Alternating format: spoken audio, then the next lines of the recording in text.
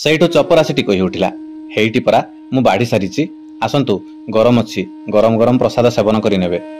ତାପରେ ନରହରି ପ୍ରହରାଜ ବାବୁ ବଢା ହୋଇଥିବା ପ୍ରସାଦ ପାଖରେ ବସି ଯାଇ ଖାଇ ଚାଲିଲେ ଏବଂ ଚପରାସିଟି ମଧ୍ୟ ସବୁ ଅଜାଡ଼ି ଦେଉଥାଏ। ଅନ୍ନ, ଡାଲି, ଡାଲମା, ବେସର, ମହୁର, କ୍ଷୀରି, ଖଟା ସବୁତକ। ଖାଇସାରିବା ପରେ ପ୍ରହରାଜ ବାବୁ କଦଳୀ ପତ୍ରଟିକୁ ନିଜେ ଉଠାଇ ଦେବାକୁ ପ୍ରୟାସ କଲା ବେଳେ ସେ ଚପରାସି ଜଣକ ପ୍ରହରାଜ ବାବୁଙ୍କ ଦୁଇଟା ହାତ ଧରି ନେଇ କହିଲା, ସେସବୁ ଥାଉ ସେଇଠି, ଆପଣ ଚାଲନ୍ତୁ, ହାତ ମୁହଁ ଧୋଇ ପକାଇବେ।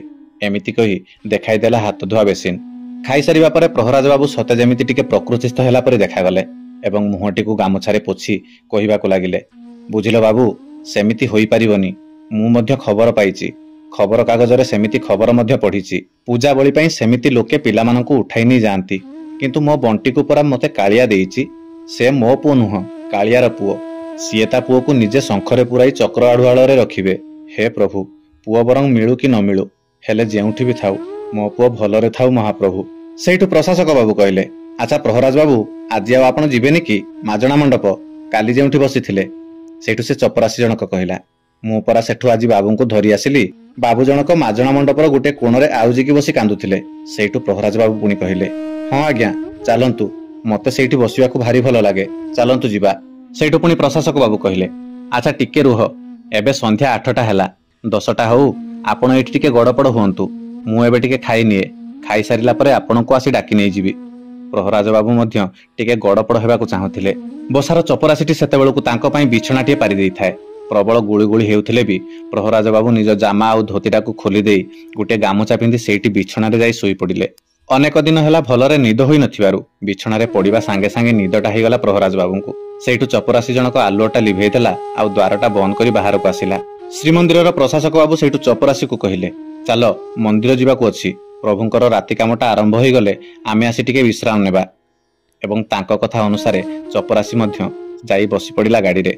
ବସାଠାରୁ ବୁଲାଣି ବାଟ ଦେଇ ଗଲେ ବଡଦାଣ୍ଡ ଆଉ ତାପରେ ପରେ ମନ୍ଦିର। ରାସ୍ତାରେ ଗାଡିରେ ଆସୁ ଆସୁ ଚପରାସି କହିବାକୁ ଲାଗିଲା, ବାବୁ, ମୟୂରଭଞ୍ଜ ଜିଲ୍ଲାରେ ବେଶୀ ଆଦିବାସୀ ଲୋକ। ଆଜି ବି ତାଙ୍କ ଭିତରେ ଡାହାଣୀ, ଭୂତୁଣୀ, ପିଶାଚୁଣୀ ଆଉ ଚିରିକୁଣି ବିଶ୍ୱାସ ଏପର୍ଯ୍ୟନ୍ତ ରହିଅଛି। ଘଞ୍ଚ ଜଙ୍ଗଲ ଭିତରେ ପୂଜା କରିବା କିମ୍ବା ବଳି ଚଢାଇବା ଦେହସୁଆ କଥା ସେମାନଙ୍କ ପାଇଁ। ଏ ବାବୁଙ୍କର ପୁଅଟିକୁ କେହି ଜଣେ ଗୁଣିଆ କିମ୍ବା ସାଧକ ଧରି ନେଇ ଯାଇଥିବେ ନିହାତି। ଆଜିକୁ 10 ଦିନ ହେଲାଣି ପୁଅ ନିଖୋଜ ଅଛି ବୋଲି କହୁଛନ୍ତି। ସେ ଯେଉଁ ମାଳ ଅଞ୍ଚଳ, ସେଠି ଯଦି କାହାକୁ ହାଣିକି ଫିଙ୍ଗିଦେବ ତାପରେ ବି ଜାଣିବା କଷ୍ଟ ହେଇଯିବ କେଉଁଠି ଫିଙ୍ଗିଲେ। ତାପରେ ସେ ଜଙ୍ଗଲୀ ଜନ୍ତୁ ଗୁଡାକ କଣ ଆଉ କରିଥିବେ, କୋଉଠି ଟାଉ ଟାଉ କରି ଖାଇ ଯାଇଥିବେ ସେ ପିଲାଟାକୁ। ଏମିତିକା କଥା ସେ ଚପରାସି ପାଖରୁ ଶୁଣି ସାରିବା ପରେ ପ୍ରଶାସକ ବାବୁ ଟିକେ ବିଗିଡି ଯାଇ କହିଲେ, ଛି, ତମେ ଏମିତି କେମିତି ଭାବି ପାରୁଛ? କେଡେ ବିଶ୍ୱାସ ନେଇ ସେ ବାବୁ ଜଣକ ଏତେ ଦୂରରୁ ଧାଇଁ ଆସିଛନ୍ତି, ତୁମେ ଦେଖିପାରୁନ କି? ମହାପ୍ରଭୁ ଆମର ତାଙ୍କୁ କେବେ ବି ଏତେ ବଡ ଦଣ୍ଡ ଦେବେ ନାହିଁ। ସେଇଦିନ ରାତିରେ ମନ୍ଦିରରୁ ପ୍ରଶାସକ ବାବୁ ଫେରିଲା ବେଳକୁ ଆସି ଦେଖନ୍ତି ଯେ ଆଗ ପରି ପ୍ରହରାଜ ବାବୁ ଶୋଇପଡି ଘୁଙ୍ଗୁଡି ମାରୁଥାନ୍ତି। ରାତି ପାହି ସକାଳ ହେଲା ମଧ୍ୟ ପ୍ରହରାଜ ବାବୁଙ୍କର ନିଦଟା ଭାଙ୍ଗୁ ନଥାଏ। ଅଧିକାରୀ ବାବୁ ଜଣକ ସକାଳେ ଉଠି ଭ୍ରମଣରେ ବାହାରିଗଲେ। ଭାବିଲେ ପ୍ରହରାଜ ବାବୁ ଶୋଇଥାନ୍ତୁ, ଯେପର୍ଯ୍ୟନ୍ତ ସେ ନିଜେ ନ ଉଠିଛନ୍ତି ତାଙ୍କୁ ଡାକିକି ଉଠେଇବାଟା ଉଚିତ ହେବନି। ଗତକାଲି ରାତିରେ ଚପରାସିଟି ଯେଉଁ ନରବଳି କଥାକୁ ତା ମତାମତ ମାଧ୍ୟମରେ ସାବ୍ୟସ୍ତ କରିବାକୁ ଚାହୁଁଥିଲା, ପ୍ରହରାଜ ବାବୁ ତାହା ଗ୍ରହଣ କରିପାରିନଥିଲେ। ତାଙ୍କର ହୃଦବୋଧ କାହିଁକି ହୋଇଯାଇଛି ଯେ ପିଲାଟି ତାଙ୍କର ନିଶ୍ଚିତ ବଞ୍ଚିଛି। ହେ ପ୍ରଭୁ, ଏ ପୁତ୍ରକାଙ୍ଗଳ ବାପାଟିକୁ ତା ପୁଅକୁ ଫେରାଇ ଦିଅ ମହାବାହୁ। ଏମିତି ଭାବୁ ଭାବୁ ହାତରେ ବାଡିଟିଏ ଧରି ଫାଟକ ଖୋଲି ବାହାରି ଆସିଲେ ବାହାରକୁ। ସମୁଦ୍ର କୂଳ ଦିଗରେ ସେ କିଛି ବାଟ ଯାଇଛନ୍ତି କି ନାହିଁ ତାଙ୍କୁ କିଏ ଗୋଟେ ପଛରୁ ଡାକିବା ପରି ଲାଗିଲା। ସେଇଠି ଛିଡା ହୋଇ ପଛକୁ ଅନାଇଲେ ଅଧିକାରୀ ବାବୁ। ଦେଖିବାକୁ ପାଇଲେ ଯେ ତାଙ୍କୁ ସାର୍ ସାର୍ ଡାକି 2 ଜଣ ଲୋକ ଦୌଡୁଛନ୍ତି ତାଙ୍କ ଆଡକୁ। ବାବୁ ସେଇଠି ସେମାନଙ୍କୁ ଅନାଇ ରହିଲେ। ତାଙ୍କ ଭିତରୁ ଜଣକୁ ସେ ଚିହ୍ନି ପାରୁଥିଲେ, ସିଏ ତାଙ୍କ ବସାର ରୋଷେୟା ଜୀବନ। କିନ୍ତୁ ତାଙ୍କ ସାଙ୍ଗରେ ସେ ଆର ଟୋକାଟିକୁ ସେ ଚିହ୍ନି ପାରୁନଥିଲେ। ତେବେ ମନେ ମନେ ଭାବିଲେ, ଜୀବନ ତ ଗତ 3 ଦିନ ଧରି ଛୁଟିରେ ରହିଛି ତା ସ୍ତ୍ରୀର ଛାତି ରୋଗ ପାଇଁ। ଏତେ ସକାଳେ ସେ ପୁଣି ମୋ ପଛେ ପଛେ କଣ ପାଇଁ ଧାଇଁ ଆସୁଛି? ସାଙ୍ଗରେ ଥିବା ସେ ପିଲାଟି କିଏ? ତା ପୁଅ କି? ହଁ, ହୋଇଥିବ ବୋଧେ। ହେଲେ ତାର ପୁଣି କଣ ହେଲା? ତା ସ୍ତ୍ରୀର ପୁଣି ଆଉ କିଛି ବେଶୀ ଅସୁବିଧା ହେଲା କି? ଶେଷରେ ଲୋକଟି ଦୌଡ଼ି ଦୌଡ଼ି ଆସି ପାଖରେ ପହଞ୍ଚିଲା। ଦୌଡ଼ି ଦୌଡ଼ି ଆସିଥିବାରୁ ଧଇଁ ସଇଁ ହୋଇଯାଇଥାଏ ଏବଂ ଭଲରେ କିଛି କହିପାରୁନଥାଏ। ଟିକେ ଦମ ନେଇ କହିବା ଆରମ୍ଭ କଲା, ଇଏ ମୋ ପୁଅ ମନୁଆ ସାର୍। ଆପଣଙ୍କୁ ୟା କଥା ମୁଁ ଅନେକ ଥର କହିଛି, ଆପଣଙ୍କର ମନେ ଅଛି କି ନାହିଁ? ପୁଅ ମୋର ଦାଦାରବାଡି ହଲିଡେ ହୋମରେ ପିଅନ ଚାକିରି କରୁଛି। ସେ ହିଁ ଆପଣଙ୍କୁ କଣ କହିବ ବୋଲି ଆସିଛି। ସେ ମତେ କହୁଥିଲା ଯେ ଆପଣଙ୍କୁ କହିବା ପାଇଁ, ହେଲେ ମୁଁ କହିଲି ଏ କଥାକୁ ମୋର ବଳ ବୁଦ୍ଧି ପାଉନାହିଁ। ତୁ ଚାଲ, ଆମ ବାବୁଙ୍କୁ ତୁ ନିଜେ କହିଦେବୁ, ଚାହିଁଲେ ସେ ହିଁ କିଛି କରିପାରନ୍ତି। ସେଇଠୁ ପ୍ରଶାସକ ବାବୁ କହିଲେ, କୁହ ବାବୁ, କଣ କହିବାକୁ ଚାହୁଁଛ? ସେଇଠୁ ସେ ରୋଷେୟା ଜୀବନର ପୁଅ ମନୁଆ କହିବାକୁ ଲାଗିଲା, ସାର୍ ଆମ ହୋମକୁ ଗତ 3 ଦିନ ତଳେ ଗୋଟେ ଲୋକ ଆସି ରହୁଛି। ତା ସାଥିରେ 9-10 ବର୍ଷର ପୁଅ ପିଲାଟିଏ। ସେ ଲୋକଟା କେଉଁ ଯାତ୍ରା ପାର୍ଟିରେ ଥିଲା ପରି ଲାଗୁଛି। ମୁଣ୍ଡରେ ଗୋଛାଏ ବବୁରି ବାଳ, କପାଳରେ ନାଲିଆ ଚିତା। ଲୋକଟି ରୁମରେ ପ୍ରାୟ ରହୁନି, ମାତ୍ର ସେ ପିଲାଟି ରହୁଛି। ପିଲାଟିକୁ ଘର ଭିତରେ ଛାଡ଼ି ଦେଇ ବାହାରୁ କୋଲପ ବନ୍ଦ କରି କୁଆଡ଼େ ଯେ ପଳାଉଛି। ଫେରୁଛି ପୁଣି ଖାଇବା ସମୟରେ, ପୁଣି ଉପର ଭଳି ସେମିତି ଯାଉଛି ଯେ ଫେରୁଛି ରାତିରେ। ପିଲାଟିକୁ କୁଆଡ଼େ ନଉନି। ଗତକାଲି ସେ ଚାବି ଦେଇ ପଳେଇ ଯିବା ପରେ ପିଲାଟି ଭିତରୁ ଥାଇ ରଡ଼ି ଛାଡ଼ି କାନ୍ଦିଲା, ଆଉ କବାଟଟା ବାଡ଼େଇଲା। ମୁଁ ପାଖ ରୁମରେ ଝାଡ଼ୁ ମାରୁଥିଲି ସାର୍। ସବୁ ଘର ଖାଲି, କେହି ବି ଲୋକ ରହୁନାହାନ୍ତି। ଘର ସବୁ ଫାଙ୍କା। ମୁଁ ଯାଇ ସେଇ କବାଟ ପାଖରେ ଠିଆ ହୋଇ ଶୁଣିଲି ପିଲାଟି ରଡ଼ି କରି କାନ୍ଦୁଛି, ଆଉ ବାପା ବାପା ଡାକୁଛି। ମୁଁ ଡରିଗଲି, ଭାବିଲି ଘର ଭିତରେ ସାପ ପଶିଛି ନା କ'ଣ।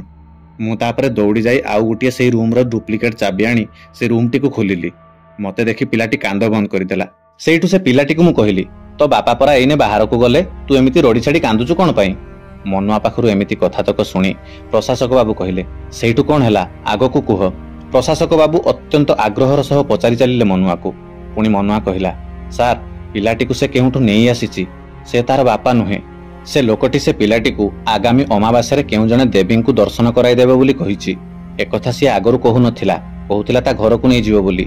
ହେଲେ ଗତକାଲି ସେ ଲୋକଟି ଆଉ ଜଣେ ଲୋକ ସାଙ୍ଗରେ କଥା ହେଉଥିଲା ବେଳେ ମୋବାଇଲରେ ମୁଁ ସବୁ ଶୁଣିଛି। ସେ କହୁଥିଲା ଯେ ସେ ପିଲାକୁ ଦେବୀଙ୍କ ଦର୍ଶନ କରିବା ପାଇଁ ବୁଲେଇବାକୁ କହି ନେଇଯିବ ବୋଲି, ତାପରେ ସେ ଲୋକର ଜିମାରେ ରଖିବ। ଏହି କଥା କହି କାନ୍ଦି ପକେଇଲା ସେ ମନୁଆ। ସେଇଠୁ ପ୍ରଶାସକ ବାବୁ କହି ଉଠିଲେ, ସେଇଠୁ କ'ଣ ହେଲା ଆଗକୁ କୁହ। ପୁଣି ମନୁଆ କହିଲା, ସାର୍ ମୁଁ ତାକୁ ରୁମରୁ କାଢ଼ି ଆଉ ଏକ ଅନ୍ୟ ରୁମରେ ରଖିଦେଇ ଆସିଛି। ତାକୁ କହିଛି ଭିତରୁ କବାଟ ଦେଇଦେବା ପାଇଁ। ମୁଁ ବାହାରୁ ତାଲା ବନ୍ଦ କରିଦେଇ ଆସିଛି। ଆଉ ସେ ପିଲାକୁ ମଧ୍ୟ କହିଛି, ଜମା କାନ୍ଦିବୁନି, ମୁଁ ଅଧଘଣ୍ଟା ଭିତରେ ଫେରିବି। ସାର୍ କିଛି ଗୋଟେ କରନ୍ତୁ, ପିଲାଟି ଭାରି କାନ୍ଦୁଛି। ଏସବୁ କଥା ମନୁଆ ପାଖରୁ ଶୁଣିବା ପରେ ଅଧିକାରୀ ବାବୁ ସେଇଠି ଥାଇ ସମୁଦ୍ରକୂଳ ଥାନା ବାବୁଙ୍କୁ ଫୋନ କଲେ। ଭାଗ୍ୟକୁ ସେ ଥାନାରେ ଥିଲେ ସେତେବେଳେ। କହିବାକୁ ଲାଗିଲେ ଯେ, ସାର୍ ଏକ ଗୁରୁତ୍ୱପୂର୍ଣ୍ଣ କାମ ଅଛି, ଆପଣ ଦୟାକରି ମାତ୍ର ଅଧଘଣ୍ଟାଏ ମୋତେ ଅପେକ୍ଷା କରନ୍ତୁ, ମୁଁ ଥାନାକୁ ଆସୁଛି। ଏତିକି କଥା କହିଦେଇ ପ୍ରଶାସକ ବାବୁ ନିଜେ ଚାଲିଲେ ନିଜ ବସାକୁ। ବସାରେ ଆସି ଦେଖନ୍ତି ଯେ ପ୍ରହରାଜ ବାବୁ ସେମିତି ନିଦରେ ଶୋଇ ଘୁଙ୍ଗୁଡ଼ି ମାରୁଥାନ୍ତି। ତାଙ୍କୁ ଜବରଦସ୍ତି ଉଠାଇ ଦେଇ ଚାଲିଲେ ଥାନାକୁ। ଥାନାରେ ଥାନ୍ତି କାର୍ତ୍ତିକ ସିଂ ଓରଫ ଥାନାର ବଡ଼ ବାବୁ। ଅପେକ୍ଷା କରିଥାନ୍ତି ପ୍ରଶାସକ ବାବୁଙ୍କ କଥାରେ। ସେଇଠୁ ଥାନା ବାବୁଙ୍କୁ ନେଇ ସମସ୍ତେ ଚାଲିଲେ ଦାଦାରବାଡ଼ି ହଲିଡେ ରୁମକୁ। ମନୁଆ ଯାଇ ଦ୍ୱାର ଫିଟାଇଲା, ଯେଉଁ ରୁମରେ ସେ ପିଲାଟିକୁ ଛାଡ଼ି ଚାବି ମାରି ଦେଇ ଆସିଥିଲା ବାହାରୁ। ଦ୍ୱାର ଫିଟେଇବା ସାଙ୍ଗେ ସାଙ୍ଗେ ପୁଅଟି ଏତେ ଲୋକଙ୍କୁ ପ୍ରଥମେ ଦେଖି ଚମକି ପଡ଼ିଲା, ଆଉ ପରେ ନିଜ ବାପାଙ୍କୁ ଅର୍ଥାତ୍ ନରହରି ପ୍ରହରାଜ ବାବୁଙ୍କୁ ଦେଖି ଦୌଡ଼ି ଆସି କୁଣ୍ଢାଇ ପକେଇଲା ଆଉ କାନ୍ଦି ଉଠିଲା। ଖାଲି ପିଲାଟି କାନ୍ଦିଲାନି, 10 ଦିନ ହେଲା ପୁତ୍ର ବିହୁନେ ପାଗଳ ପ୍ରାୟ ହୋଇ ବଞ୍ଚିଥିବା ପୁତ୍ର ଛେଉଣ୍ଡ ବାପା ନରହରି ବାବୁ ବି କାନ୍ଦିବାକୁ ଲାଗିଲେ। ସେଠାରେ ପ୍ରଶାସକ ବାବୁ ସେ ପିଲାକୁ କାନ୍ଦ ବନ୍ଦ କରିବାକୁ ବୁଝାଇ ଦେଇ ପଚାରିଲେ, କାହା ସାଙ୍ଗରେ ଆଉ କ'ଣ ପାଇଁ ତୁ ବାବୁ ଆସିଛୁ? ପିଲାଟି କହିଲା, ସେ ଲୋକ ମୋତେ ଲଲିପପ୍ ଦେଲା, ଆଉ ମୋତେ ଗୋଟେ ଭଲ ଜିନିଷ ଦେବ ବୋଲି କହିଲା, ଆଉ ମୁଁ ତା ସାଙ୍ଗରେ ଆସିଲି। ଏତିକି ଥିଲା ସେ ଛୋଟ ପିଲାର ପୁଲିସ ଆଗରେ ବୟାନ। ତେବେ ତାପରେ ବାବୁରି ବାଳ ଥିବା ସେ ଲୋକ ଜଣକ ଆଉ ସେ ରୁମକୁ ଫେରିଲା ନାହିଁ। ସେ ରୁମକୁ ପୁଲିସ ହିଫାଜତରେ ଖୋଲାଗଲା ଏବଂ ସେ ଲୋକଟିର ବ୍ୟାଗ ପତ୍ର ସବୁ ଜବତ କରାଗଲା, କାରଣ ବ୍ୟାଗ ଭିତରେ ପର୍ଯ୍ୟାପ୍ତ ନିଶା ପାଉଡର ସାଙ୍ଗକୁ ମେଞ୍ଚାଏ ଚେରମୂଳି ମିଳିଥିଲା। ଏହାପରେ ପ୍ରଶାସକ ବାବୁ ପ୍ରହରାଜ ବାବୁଙ୍କୁ ପଚାରିଲେ, ପ୍ରହରାଜ ବାବୁ ଏଣିକି ଆପଣ ଖୁସି ତ? ମୁଁ କ'ଣ କହିଥିଲି, ଆରତି ନେଇ ତାକୁ ଡାକ, ଆର୍ତ୍ତତାଣ ଠାକୁର ସିଏ, ତୁମ ପୁଅକୁ ସେ ନିଶ୍ଚୟ ଫେରାଇ ଦେବେ। ତାପରେ ଥାନା କାମ ସାରି ପ୍ରଶାସକ ବାବୁ, ପ୍ରହରାଜ ବାବୁ ଆଉ ତାଙ୍କ ପୁଅ ବଣ୍ଟି ଆସି ପହଞ୍ଚିଲେ ଅଧିକାରୀଙ୍କ ବସାରେ। କିଛି ସମୟ ବସି ପ୍ରହରାଜ ବାବୁ କହିବାକୁ ଲାଗିଲେ, ବୁଝିଲେ ସାର୍, ମୋର କିଛି କହିବାକୁ ଭାଷା ନାହିଁ, ହେଲେ ଏବେ ବୁଝିଲି ସେ କାଳିଆ ରଙ୍ଗର ବ୍ରାହ୍ମଣ ଜଣେ ମୋତେ କ୍ଷୀରି ଆଉ ଅମାଲୁ ଖାଇବାକୁ ଦେଇ ଆପଣଙ୍କୁ ଭେଟିବା ପାଇଁ କ'ଣ ପାଇଁ କହିଥିଲେ। ବୁଝିଲେ ଆଜ୍ଞା, କାଳିଆ ସାଆନ୍ତ ଆମ ସ୍ୱାମୀ ସ୍ତ୍ରୀଙ୍କୁ ଭଲ ମାଡ଼ଟିଏ ମାରିଛନ୍ତି। ଆମେ ମାନସିକ କରିଥିଲୁ ଏଇଥର ପୁଅ ଜନ୍ମଦିନରେ ପୁରୀ ଆସି ତାକୁ ତା ଆଗରେ ଗଡ଼ାଇଥାନ୍ତୁ। ସେ କଥା ଆମେ ଭୁଲି ଯାଇଥିଲୁ। ସେଇଥିପାଇଁ ଯାଉଛି ଅଧିକ ଆଉ କିଛି ଦିନ ଛୁଟି ନେଇ ପୁଅକୁ ଧରି ଆମେ 3 ଜଣ ରଥକୁ ପୁରୀ ଆସିବୁ। ଏଠାରେ 9 ଦିନ ରହିବୁ।